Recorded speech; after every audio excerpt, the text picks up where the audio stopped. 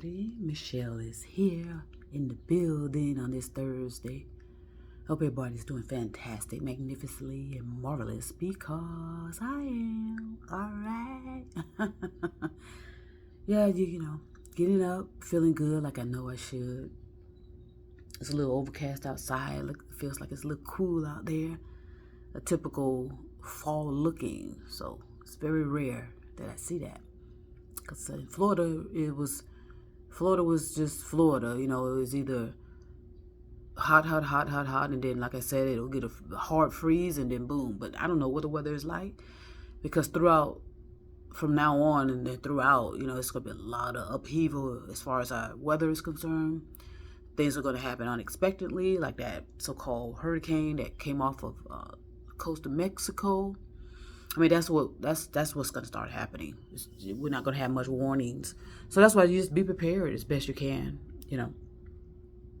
And also I want to share, too, I told you a lot of people are going to get themselves exposed for these fake personas and these fake personalities and this fake experience and this fake that.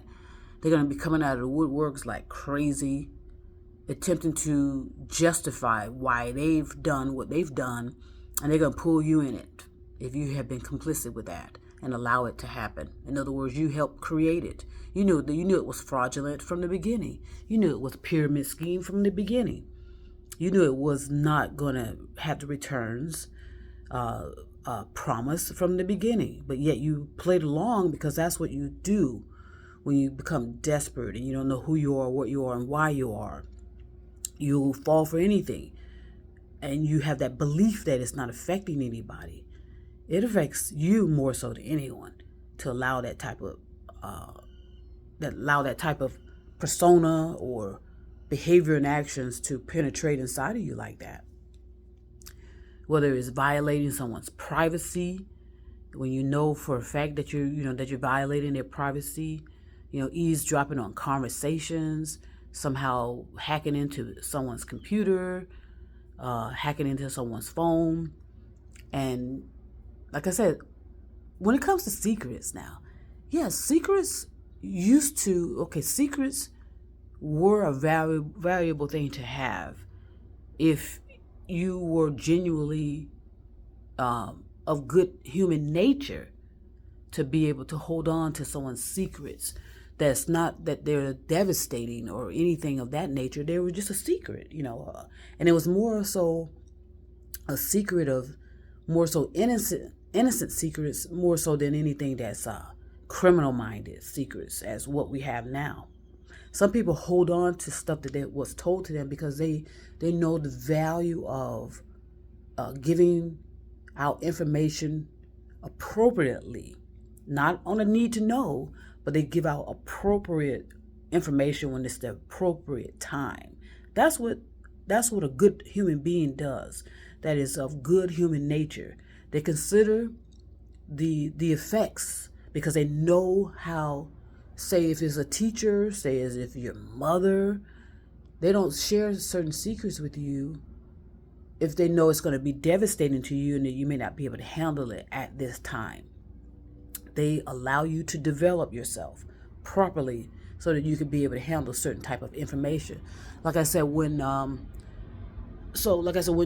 people are talking about their traumas and their abuse and this and that from their childhood, I suggest you make sure when you are attempting to heal yourself, because a lot of people, in my opinion, are constantly healing.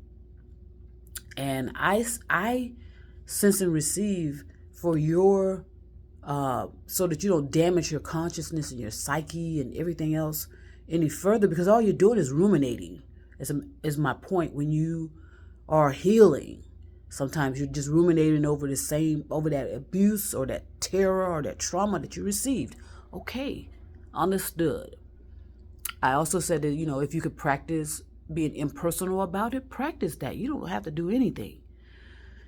But make sure when you are telling your story about when you were abused, that you're saying it from an adult perspective.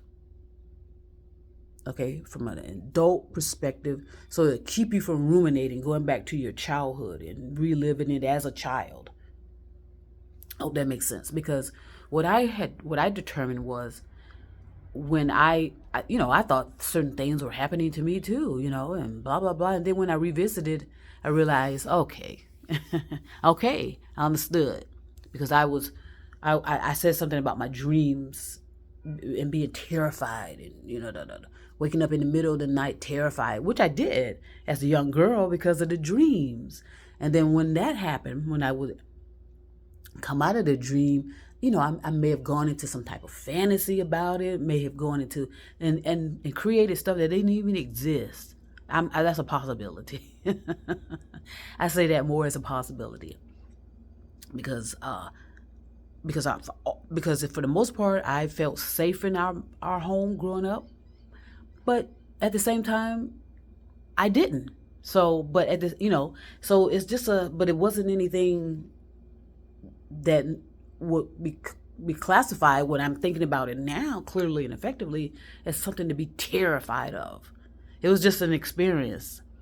I didn't know how to handle the dreams and the visions I was receiving, and then I, like I said, and then I started imagining more and going into a fantasy about it and making stuff, making stuff more than it was. That's my point.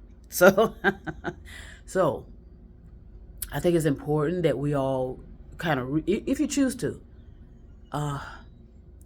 because at some point, I know a lot of people say, take your time, take your time. Okay, that's. Think about what you're doing when you are not the one that experienced whatever somebody has experienced, and you're the one that's not healing when somebody else is still healing. Be very mindful of when you tell people that they have time to keep healing, That's like saying there's an open wound on you, and once it closes up, it's healed. But instead, you go back in and reopen it and expose it. That's literally, figuratively, metaphorically. Just hear what I'm saying. That's all. Hear what I'm saying. Feel me. See me. At some point, if you want to go on, that's your choice. Your choice only. Don't let anyone tell you this. But don't let anyone tell you that you got time either. You don't. How about that? We only allowed allotted amount of time for things, especially in our physical. Okay, so again, I'll leave that alone. If somebody want to put a question out there for me to answer out there, I'll find it and I'll do the best I can to answer it. Now, another thing to be mindful of, when someone, like I said, so many people are going to come out of the woodworks and admit that they were involved in fraud, something criminal, something deceptive, or whatever.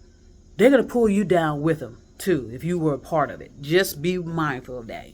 You're going to be pulled into it as well, and you're going to be more so, if you don't get on top of it, you're going to be the one that's blamed for it. Okay? Have your evidence to prove that what your involvement was. Okay, how complicit were you? And why would you have involved yourself in something fraudulent? You have to ask those kind of questions of yourself before somebody else does. Okay, why did I do this? Why did I create all of this fakeness and phoniness and fraudulent? Why was I complicit of that? So a lot of people have done that, and a lot of people are starting, that's going to start being exposed. I'm telling you, your involvement in this stuff is going to be exposed, and you're going to lose everything because you refuse to admit your involvement and got on top of it before the officials per se got on top of it, or a victim has to come forward and say that they were victimized. You didn't get on top of it, and somehow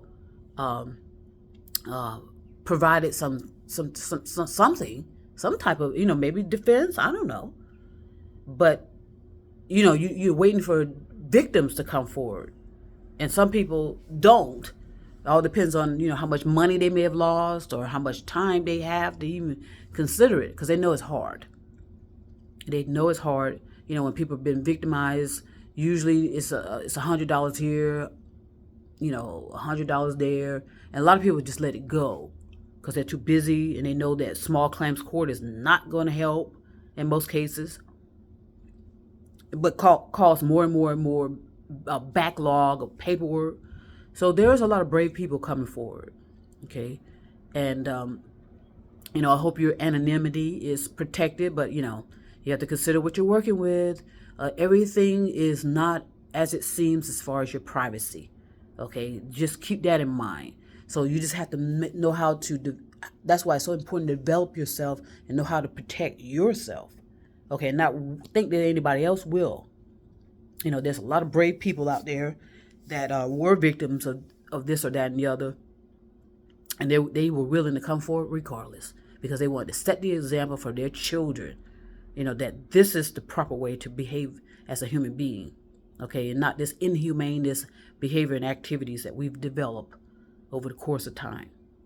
Okay, so again, if you were a part of a fraudulent scheme, fraudulent criminal activity, and you didn't have to necessarily be the ringleader.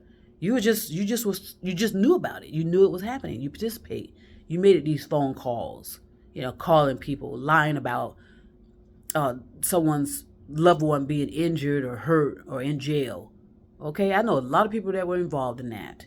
Scamming elderly people, calling them, lying to them, and all this, and making, come on now. I am not going to defend that kind of behavior, whether you relate it to me or not. Okay, I'm not going to defend it. I'm not going to condone it either. You have to reap what you've sown. Okay, so I would go forward. I would come forward and just tell people what you know. Tell people how you got mixed up in this kind of stuff, and tell them why, and be on top of it before, the so-called officials start investigating it. Because in most cases, they got their hands full. Some of these law enforcement agencies, like I said, targeting the wrong type of activity, worrying about what's going on in bedrooms, okay, violating rights of, certain targeted groups of people, spying on them, monitoring them, instead of doing this type of, because I remember when I was in law enforcement, the fraud was just off the charts 10 times over, the amount of fraud that goes on and how people got away with it.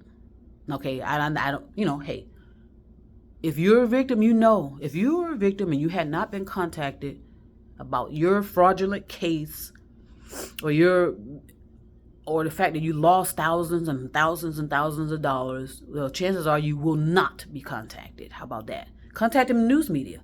They love these kind of stories. Contact them. Tell them what happened to you. Tell them that you did report it to the police, but nothing has happened so far. I'm still out of whether it's $100 or $1 million. Okay, some of these people, like I said, this is their hard-earned money that was stolen from them via fraudulent means. Whether it's from someone calling them, someone using them on the internet, and some of them used to come to people's houses back in the day. All right, that's how a lot of mortgage deeds were fraudulently changed. People in suits and ties, calling themselves this or that or the other. Okay, so everyone, just know that it's not going to be pretty for a long time. Okay, it's not going to be pretty for a long time. And what do I mean by that? Well, like I said, it's going to be always a state of emergency. You're going to always have to be prepared for this or that or the other. And that's via Mother Nature. Okay, Mother Nature has to correct and survive as well. Okay, this is a living entity, planet Earth. Okay, and so it's time to, I guess they say suffer the consequences. I don't know. I have no idea. Just know that nothing's too small for you to resolve. Okay? It's all free will. Now, if you want to rest at night, it's hard for us all to sleep. I know that for a fact because of the disturbance, the noise disturbance, the noise pollution. We all are having interference with our sleep. And most people I talk to, they tell me that. Okay, so I know that it's true. Now, some people take some type of aid, sleep aids, and this and that and the other. Only problem I have with that is that you'll become dependent on it. Possibly, I don't know. But at the same time, a lot of people are going to get exposed. You need to do everything in your power to get in front of it and admit your involvement and why you would get yourself involved in something like that. I know for a lot of people it's desperation, so they can pay their mortgages, pay their rent, get their food for their children, this and that and the other. I understand that. But you decide how you want to handle that and if it's even worth it to you. Now, if you've done something that's far over with and you've resolved it within yourself, okay. All right, so I just want to put that out in the air, put that out in the universe, put that in your ear, put that in your sight, how you sense it and receive. Enjoy your moments, enjoy each other. It's about universal love. All right, and I want to send peace and love all over. And trust me, I will be back.